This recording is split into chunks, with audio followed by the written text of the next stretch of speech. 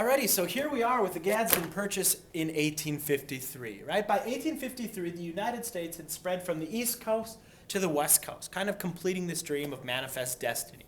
The idea that the United States would one day spread from sea to shining sea, no matter what stood in the way. We had the Louisiana Purchase in 1803, where we purchased this territory from France. We had the annexation of Texas after the Texas Revolution, and Texas had broken away from Mexico. We have the Mexican Cession after the United States went to war with Mexico to gain this land. We have the Oregon country and Oregon territory after a treaty that the United States had signed with the British in 1846. We have Florida, which we gained from Spain after Andrew Jackson kind of went down there and took control, and then we agreed to a treaty with Spain. So this puzzle of manifest destiny, this concept that the United States would spread from sea to shining sea, was nearly completed. All that was left for this puzzle was the Gadsden Purchase.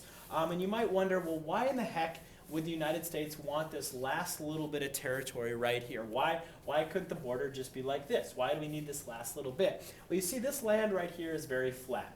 And by 1850, the United States needed an easy way to get railroads across all the way to the west, out to California, to San Diego, and to Los Angeles. And going up through the mountains was going to be difficult.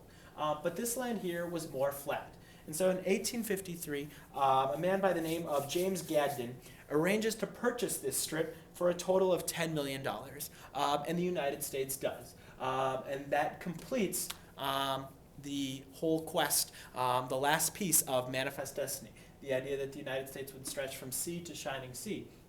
And again, you can see how that all took place with the Louisiana Purchase, followed then by the acquisition of Florida, the annexation of Texas, the Oregon country, the Mexican Cession, and then the Gadsden Purchase. Some of this land was acquired peacefully through a treaty or purchase. Some of it was acquired simply by just settling it, and some of it was acquired through war.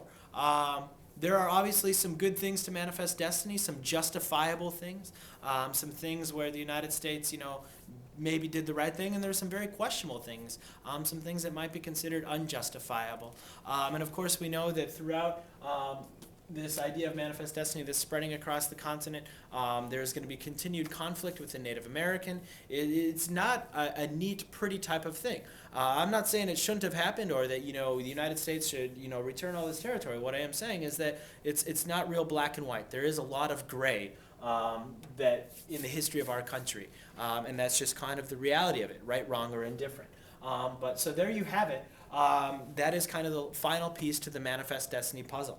At this point, if there are any of the other pieces that you'd like to hear a little bit more about, you can go ahead and click on it. You can take a look at the Louisiana Purchase. You can take a look at the acquisition of Florida, the annexation of Texas, the Oregon country, the Mexican Cession, and the Mexican-American War. So just go ahead and click on any one of those if you are interested.